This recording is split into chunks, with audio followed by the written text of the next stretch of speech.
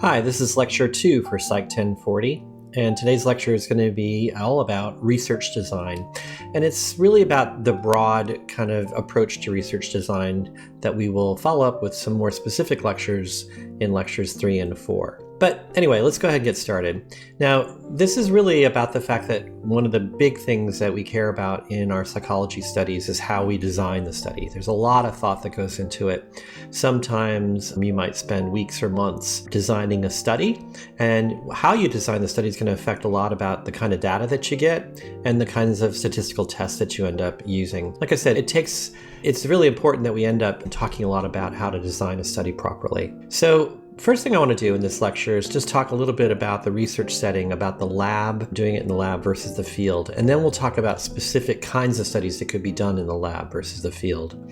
So there's sort of two main research settings that are done in psychology. And the first kind is to do your research in a laboratory setting. And the second one is to do it in the field. So I thought it'd be kind of to take a topic in psychology and just look at how two different teams of researchers looked at that topic, the same topic, basically in the field versus in the laboratory. So in this example, we're going to look at attraction, how it is that we become attracted to another person.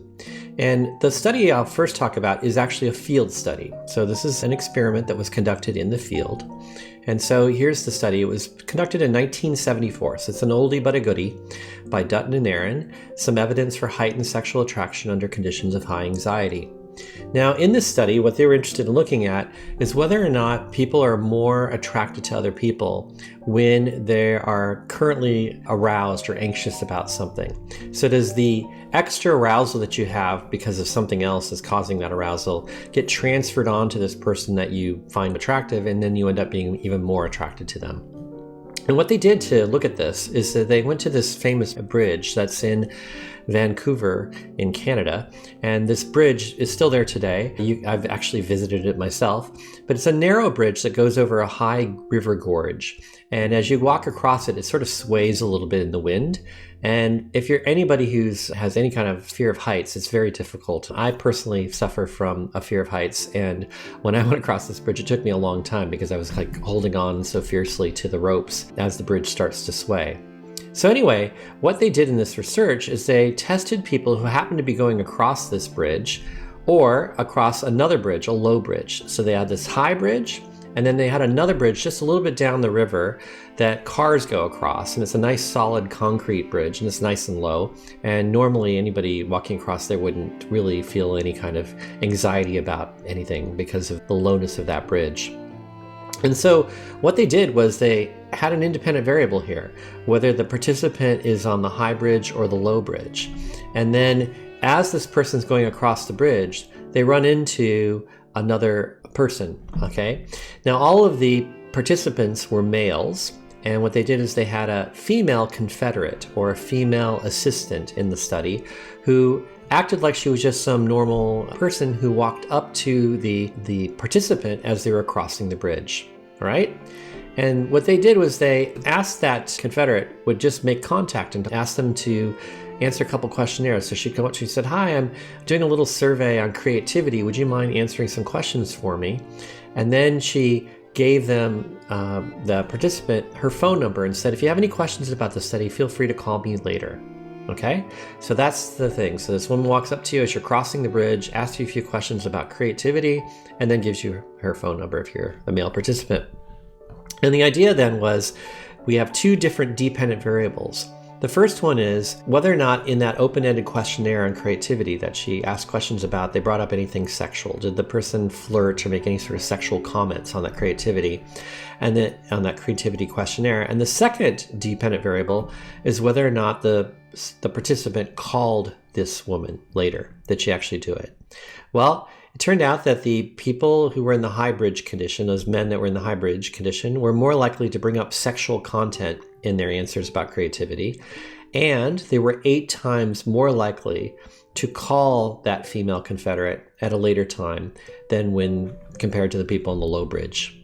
So those men who were on the high bridge, 8 times more likely to call her than those guys on the low bridge. And they were more likely to bring up sexual content in their questionnaires. So that's confirmed their hypothesis that having that heightened anxiety about being on a high bridge actually causes you to transfer this to that attracted person, and you feel even more sexually attracted to her. That was what they used as their evidence. Okay, so that's a field study, and you can see how they ran that study that way. Now here's another example of a study, and this one is a laboratory example. It's more recent, it's in 2008, and it's actually an fMRI study. So it's using functional neuroimaging in the laboratory to look at see whether or not attractive people are more rewarding. There's strong evidence that they say in their paper that we prefer attractive people over unattractive people, right? So we already know this from the literature that people like to look at attractive people more than they look at unattractive people. Even infants do this. And there's also evidence that men value physical attraction in the opposite sex more than do women on surveys and so on. So what these researchers hypothesized is that they would find a sex difference in brain areas active in reward circuits. And these particular reward circuits in the brain that they're interested in were like the nucleus accumbens and the orbital frontal cortex, which are also active, for instance, when people are addicted to drugs or taking a drug. So they wanted to see, like, do those areas become more activated when you're looking at somebody that you find physically attractive? So what they did is they had men and women in this study who judged the attractiveness of 90 faces of the opposite sex while they were in an fMRI scanner. So you're lying there on your back in an fMRI scanner, staying very still, and you're being shown one picture at a time, and you rate how attractive you think this person is. And they're all opposite sex from the sex of the participant. And when they looked at the ratings, these are the behavioral results, you can see that there's actually no difference between the way men and women really rated these pictures. They're equally likely to use. You can see this tells us how fast they responded, the number of responses they made, and the ratings of attractiveness are 1, 2, 3, 4. So they rated them on a 4-point scale where 4 was the most attractive, 1 was the most attractive, 4 was the least amount attractive. And the only thing that they really found here was that women were more likely to choose not attractive at all than men were down there in the lower right corner. So they didn't really see much in terms of the ratings between men and women. But when they looked at the brain activity of these men and women, they found that activity in the left and the right nucleus accumbens was greater in the men and the women for more attractive targets. Okay, so this one area of the brain, the nucleus accumbens, which is considered part of the reward circuit in our brains, was greater for both men and women when they were looking at targets that they viewed as being attractive. The orbital frontal cortex, which has also been involved in things like addictions, was different only for male participants. And so it didn't seem to be different for attractive and unattractive targets for the female participants, but it was for the male participants. So you see, here's another study many decades later, also interested like in an experimental way here of looking at how people respond to other people in terms of attractiveness, but this study obviously was done in the laboratory. So we have some studies that are done out there in the field, outside of the lab, outside of the psychology department, outside of the university, and we have others that are done in the laboratory. And there are pluses and minuses for both of them, and we'll talk more about those as the weeks progress. Now, under the context of either doing it in the lab or doing it in the field, there are 4 main research methods that we can address in psychology here at this particular point. And those 4 main research methods I'll cover in today's lecture are the experimental method, the quasi-experimental method, the survey method, and the case study method. All 4 of these have had an important role in the development of psychology as a science, and so we'll take each one of them and just give a brief introduction about each. The first one we'll talk about is the experimental method, and I will be actually talking about this all next week in the next lecture, but the experimental method's got the key feature of manipulating the independent variable. So you remember, the independent variable is the variable that an experimenter or a researcher can control, and that means that he or she can assign people to one condition or the other at will. They have an ability to do that, and how they do that is they typically are going to use random assignment. So random assignment is how you manipulate it. So you decide who goes into which condition using random numbers. So like I said, a key feature of this is to use randomization. And if you ever hear someone talk about a between subjects design, this means that each participant can be assigned to one of the conditions that are in the study, so just one.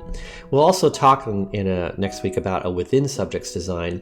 This would be a case where a participant goes through all of the different conditions. But for now, let's just keep it simple. In a between subjects design, let's say you have the experimental group and you have the control group. Randomly assigned means that you could use a coin toss or a random number generator or a table of random numbers to look at to help you decide whether or not they should go to that one condition or the other. We'll just go ahead and throw out that if you go to this site called random.org, this website is really useful. It's got many tools for generating random numbers.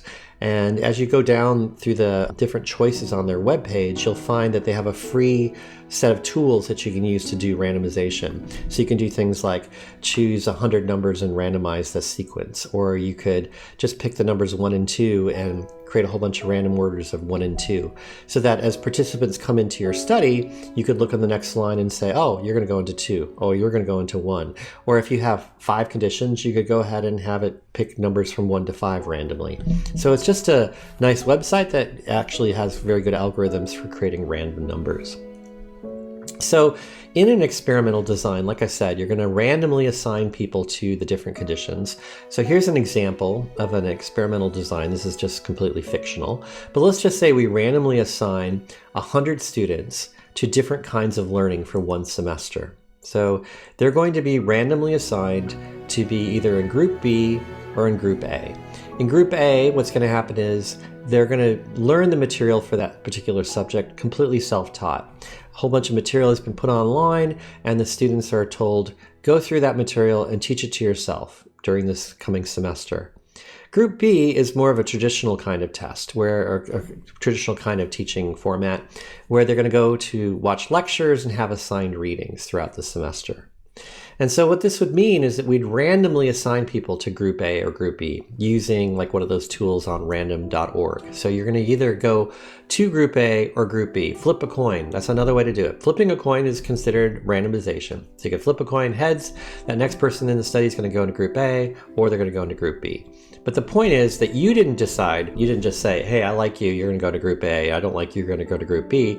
You actually use randomization to assign them to those two groups. And then what you could do is have a dependent variable at the end of the study. So for instance, at the end of the semester, they could look at their performance on an exam. So everybody completes the same exam, and then we could find out whether or not Group A or Group B did better using self-taught versus lectures. So I think what you can see is the virtue of random assignment is by me not systematically saying like all of the smart people go into Group A and all of the dumb people go into Group B or anything like that. I'm going to go ahead and just use randomization, because whatever I see there at the end then really tells me a lot about whether or not the type of learning affected their performance on the exam. I can feel very confident about what I learned there at the end on the performance on the exam, about whether or not it matters if you're self-taught or you go to lectures. And of course, another possibility could be that there's no difference between the two groups at the end, that they have essentially the same scores, and so that would tell us that it didn't matter which one worked. All right, so that's an example of an experimental design. And like I said, we'll go through this in a lot more detail at the next lecture. The second kind of research method I'll talk about is the quasi-experimental method. And the quasi-experimental method is very frequently used in psychology because it's like an experiment, but what we call the independent variable isn't really being manipulated by the experimenter. And it's because it's either impossible to do this, or maybe it's unethical to actually manipulate it. But for all intents and purposes, we go ahead and pretend or act like the study is an experiment, even though we didn't actually get to manipulate the independent variable. So the examples of this would be things like you could look at whether or not a person has a brain injury. So you could have one group that has a brain injury, the other group that doesn't have the brain injury. You see, it would be unethical for you to randomly assign people to brain injury and then injure their brains, or if they're not injure their brains. But that would be an example of using random assignment, but it would be unethical to do that. Another possibility would be to look at age, like old versus young, and it's basically impossible to go ahead and manipulate people's age or what their nationality is. So again, it's important to keep in mind that for all intents and purposes, though, quasi-experiments look a lot like actual experiments. And there's a key reason why I bring that up is because sometimes the researchers just seem to forget that they didn't actually run an experiment, that they still are using a quasi-experiment. And let me show you what I mean. So for example, let's say that we want to compare smokers to non-smokers to see if smoking affects your number of visits to the doctor and how healthy you are. So what you do is you go out and you try to find 50 non-smokers and 50 smokers, okay? And group B becomes the smoker group, and they're defined by, on average, they have about 30 cigarettes per day. And the group A is 50 people that you found that are non-smokers. They had 0 cigarettes per day. Now notice that this isn't randomly assigned, right? Sure, it looks like I randomly picked 50 people in group A or randomly picked people in group A and B, but I didn't actually take each person, flip a coin and decide whether or not they were a smoker or a non-smoker. They already, before my study began, were a smoker or a non-smoker, and I'm making use of the fact that they are a smoker or a non-smoker. But anyway, I have those two groups, and so I want to compare them to see if the smokers have worse health than others, than the people who don't. And so what I do is I measure, for instance, the number of doctor visits they have in the next year. Okay, so I look at the number of doctor visits that the smokers have, the number of doctor visits that the non-smokers have, and then I could compare that and see if there's a difference between the smokers and the non-smokers. And so, for example, at the end of the study, I might get some results that look like this. Where on the y-axis I have the number of visits to the doctor per year, and you can see that I have those two groups. The number of cigarettes smoked per day is really just, it's not really what they are. It's just saying that group A was the group that doesn't smoke at all. Group B on average smokes 30 cigarettes per day, but it looks like the people who smoke go to the doctor more than the people who don't. Now, can I say that I know now that smoking makes you go to the doctor more in the next year? I can't say that. And the reason why I can't say that is that I didn't actually randomly assign them to the two conditions. I might have a problem that there's some other factors that are different between people who smoke and the people who don't smoke. Let's just say, for example, that maybe people who are smokers also tend to already have other health problems. And so they were already having health problems before they became a smoker. And now when I look to see how they are functioning over the next year, the reason why they're actually going to the doctor more isn't because they're necessarily smoking, it's just because they were already in bad health when they began to smoke. So I don't have that same sort of confidence that I had when I was doing an experiment where I could randomly assign them to the two conditions. All right, let's move on to our third research method, which is the survey method. Now, the survey method could also be called other things, and this would include doing observational research or conducting a correlational design. All of these things, when I say the survey method, are pretty much these same things, so observations, correlational designs. The idea behind surveys is that this allows the researcher to gather information about a number of different variables, maybe 100, 200, 300 different variables all at once, to study the relationships between those variables. So I get a whole bunch of dependent variables, and I measure height and age and attitudes towards Australia and whether or not they smoke and all these things about them, okay? And then I look at relationships between those variables. That's the survey method or the correlational method. All of those relationships that I would be looking at are actually correlations, where I can see if there's any kind of association between how old you are and how much you spend time on Facebook, for example. So this is a very common thing that we do in psychology. We conduct a lot of surveys, and those surveys, when they just collect a lot of dependent variables like that, really are just correlational studies. The downside to this, then, it's difficult, if not impossible, to determine the causality. All I can really tell you is that a couple of variables have a relationship between them, but I can't really tell you whether or not the variable is being caused by the other variable. But like I said, it's a very common thing. And at the fourth lecture, we will be spending that particular lecture on the survey method in more detail.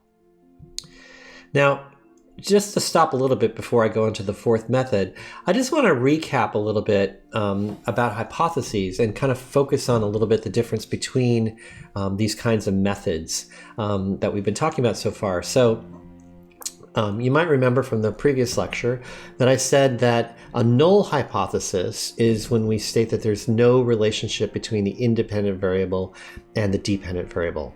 And then the alternative hypothesis, or a research hypothesis that we're hoping to show, is that there is a relationship between the independent and the dependent variable. Now, those statements that I have there are really clearly for experiments, right? Because experiments are the only ones that truly have an independent variable and a dependent variable. You could also, though, make null hypotheses and alternative hypotheses about relationships between dependent variables. So you could say that there is no relationship between dependent variable 1 and dependent variable 2. And then if you reject that, you could say that there is a relationship between dependent variable 1 and dependent variable 2. So let me show you what I'm talking about here. So let's say, for example, that I'm doing a survey or an observational design here. Again, it's correlational. And all I did is I asked my participants, how many cigarettes do you smoke per day? And how many times have you been to the doctor in the past year? And let's say I find, when I plot the individual participants, each little dot there represents an individual person, that the more cigarettes a person smokes, the more likely it is that they did go visit the doctor in the past year, right? They have more visits. So like that person who has 40 cigarettes a day, or 35 or 32 cigarettes a day, they're going to the doctor much more often than people who have somewhere between 0 and 10 cigarettes per day. So why I say that's support for H1, this is the support for the research hypothesis. This says, oh, there is a relationship between the number of cigarettes per day and the number of doctor visits per year. Whereas the null relationship, or the null hypothesis, would say that there isn't a relationship between the number of cigarettes per day and the number of doctor visits per year. So in a case where I would have the null hypothesis, I'd be stating there is no relationship between the two variables. I'd see it like this, where you can see that it doesn't matter how many different cigarettes you've had per day, you have randomly just anything happening in terms of the number of doctor visits per year. There's no relationship there. So in correlational research, they like to see correlations over there on the left, because that shows us then support for our research hypothesis, that we actually are showing evidence that there is a relationship between the number of doctor visits a year and the number of cigarettes per day. Now keep that in mind and go back to look at quasi-experiments. Now you remember, this is the graph that I showed you, the figure of what it would look like if I did a quasi-experimental design, where I just grabbed 50 people who don't smoke and I took 50 people who do smoke, and I go ahead and look at the number of visits to the doctor they have in the next year, okay? What you can see there is I made it look like, from this fictional example, that the people who have like around 30 cigarettes per day on average, that group goes to the doctor a lot more than the people on the left. But can I say that I have a cause there? No, I have no causality here any more than I do on the graph on the left. They are both correlational studies, in the sense that if you look at it, those are actually the same dependent variables. Down at the bottom there, the number of cigarettes smoked per day was how I determined the two groups, 0 or 30. And then over on the other axis, the y-axis, I have the number of visits to the doctor per year. I'm really just showing a correlational research on both of those graphs. So both the quasi-experimental design and a survey design don't help us understand causality any more than they just show us that there's a relationship between the variables that we're interested in.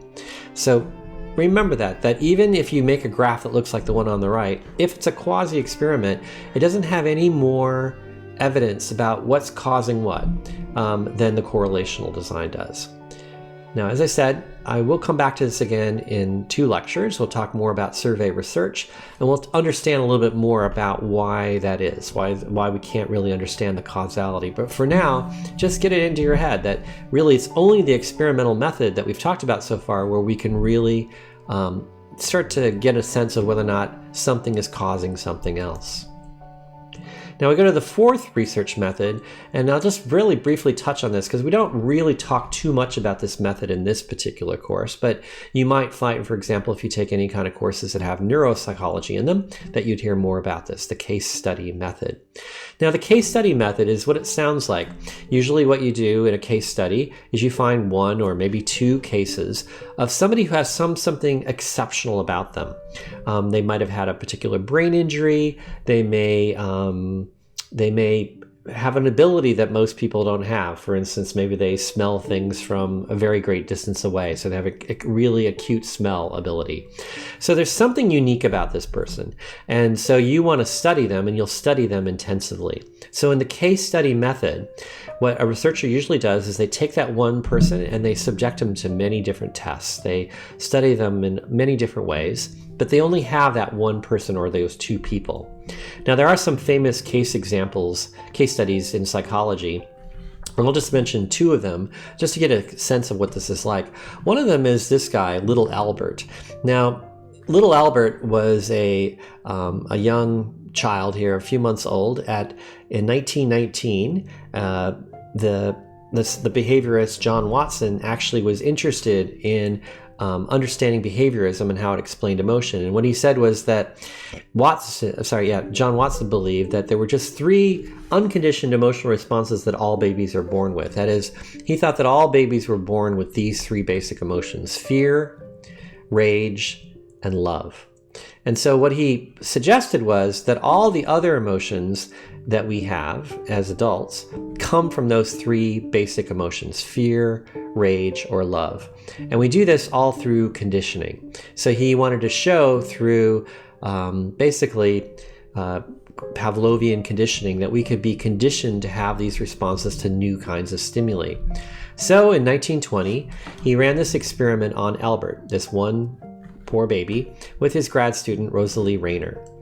And what they did was they basically had little Albert there interact with different kinds of things. So for example, they would have him touch a nice furry animal or a stuffed animal or some other kind of toy, and they would see how happy he looked and so on.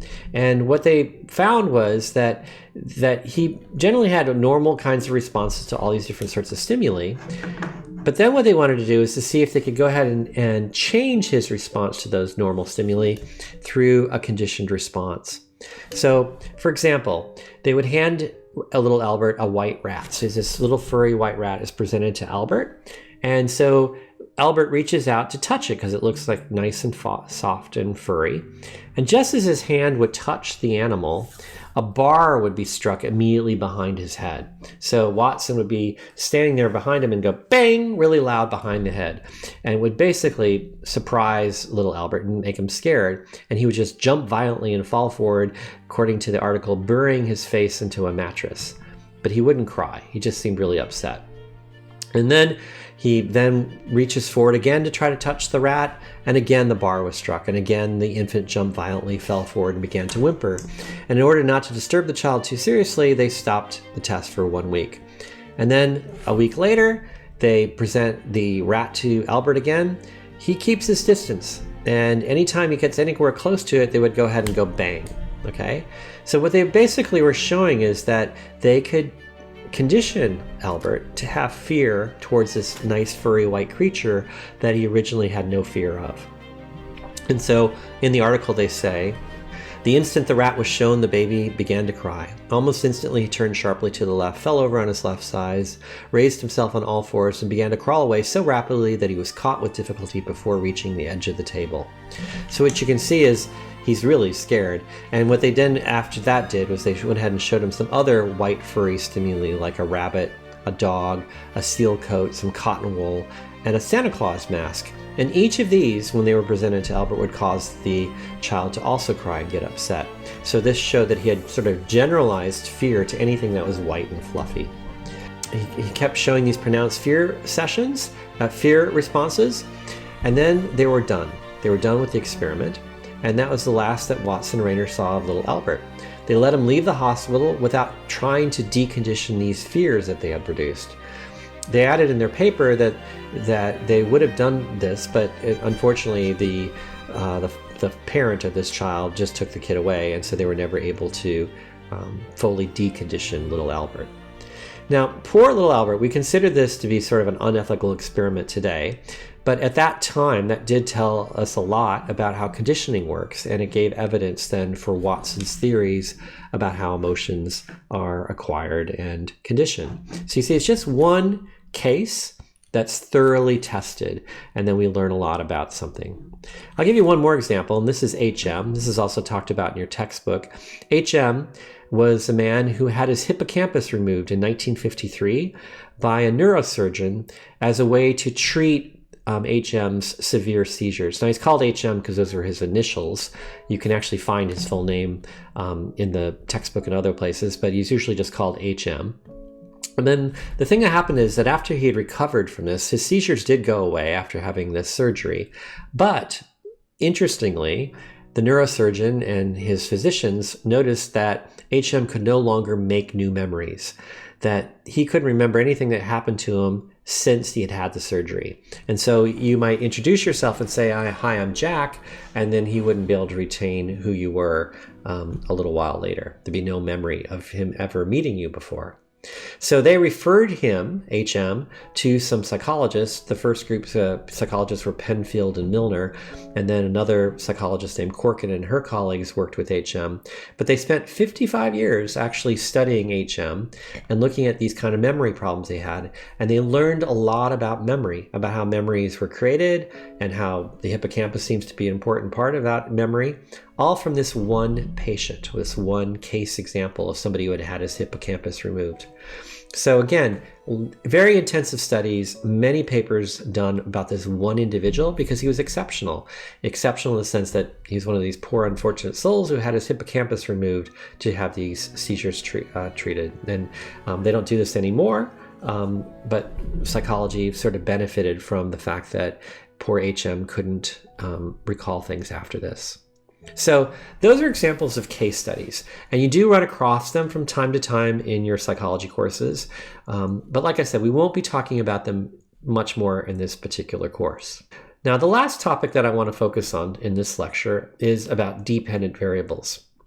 Now, dependent variables, again, are these things that we measure, and we think that they're usually going to be changing as a result of changes in the independent variable, or we think they're related to other dependent variables in our survey.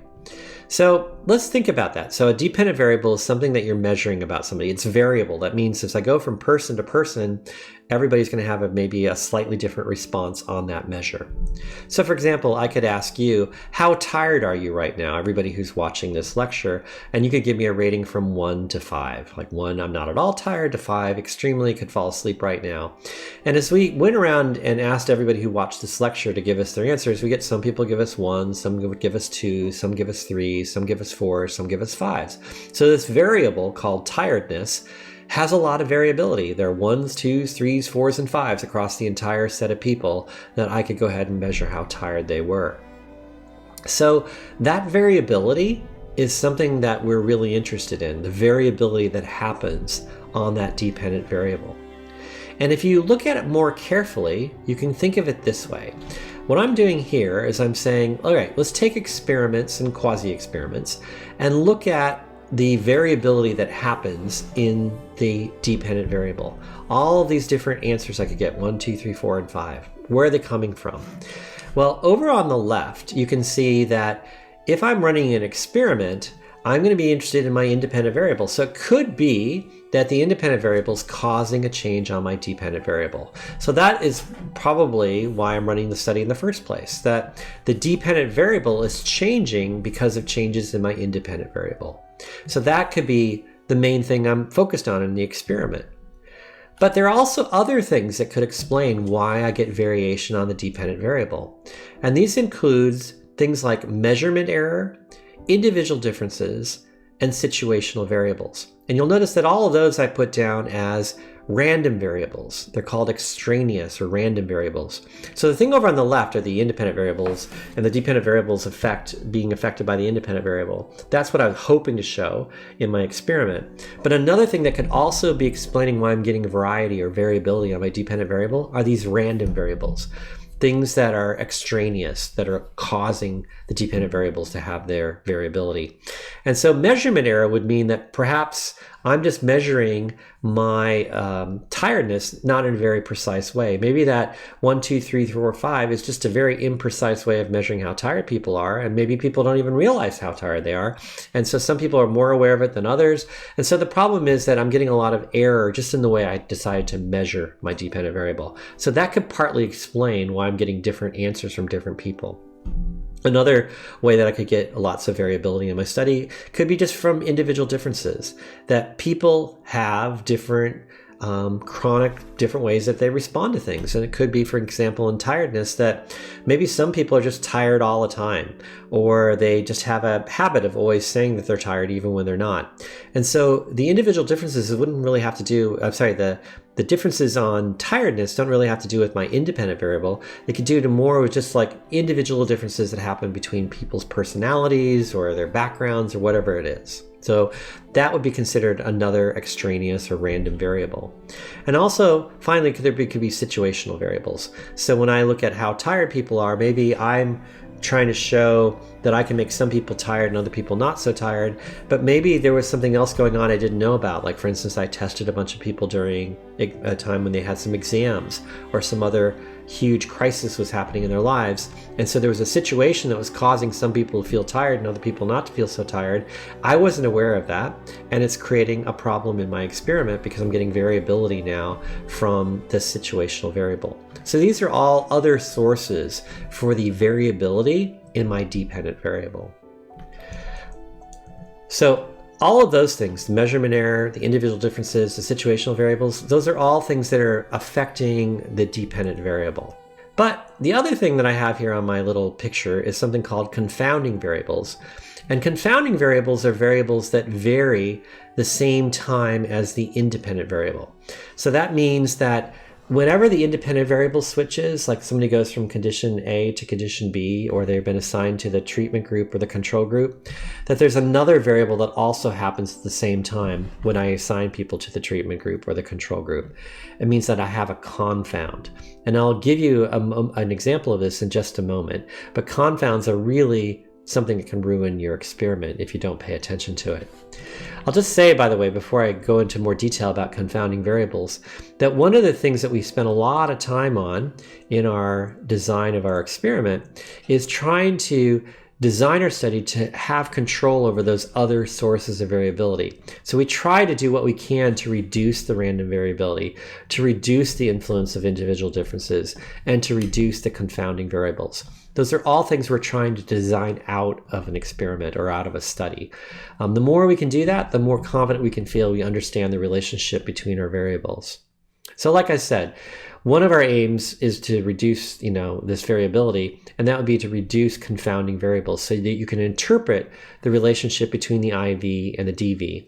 And then you also try to minimize any kind of random variability, again, to improve your chances of finding a relationship between the independent variable and the dependent variable if one exists in an experiment. So let's go back and talk about what a confounding variable would be then. Remember that it's always connected to the independent variable, these confounding variables. So to look at confounding variables, look at this example. Let's imagine that we have our two groups again. We have a group A and a group B. And what we're doing is we're going to look at the effect of getting no sleep on reaction time. Okay? So group A are 50 people who get no sleep one night. Group B get 8 hours of sleep. And people have been randomly assigned through their coin flip whether they get into group A or group B. They've all agreed that they do this study. And then what we do is we measure their reaction time, how fast they can press a button to different lights that appear on the screen. The problem is that we go ahead and measure group A in the afternoon. So all of their reaction times are done in the afternoon. Group B, all of their reaction times are measured in the morning. Why do we have a confound here? The problem is that now what I've done is I've made the time that I measure the dependent variable happen in a way that completely is in sync with what the manipulation of the independent variable is. Notice that everybody who doesn't get sleep gets tested in the afternoon, and everybody who does get sleep is tested in the morning. This is like something I wouldn't want to do, but I'm just giving to you as a good example of a bad practice. Like, I wouldn't want to have this happen, but what I've just done, because I didn't think about it very thoroughly, is I created a confound. And my confounding variable is the time of day in which the reaction time is measured. Because now the problem is that if I do see a difference between group A and group B, I don't know if group A is different from group B because they didn't get sleep, or is it because their reaction time was measured in the afternoon, whereas group B could be because their reaction time was measured in the morning rather than the fact that they got 8 hours of sleep. So you see, a confounding variable happens when it systematically varies with the independent variable. So everything else I've been talking about, like individual differences and situational variables and so on, those are all things that are considered random variables. They're things that we try to eliminate. Confounding variables are things that we sort of like just blundered through in our experiment. We didn't do a very good job, and we ended up doing something where another variable systematically varies with our independent variable. So keep that in mind, that a confounding variable is a variable that can be classified that way only when it systematically varies with the independent variable. So that's all I have in this particular lecture. The next lecture will focus on experimental design in much greater depth, and we'll talk about things like within subjects and between subjects designs and so on. Thank you.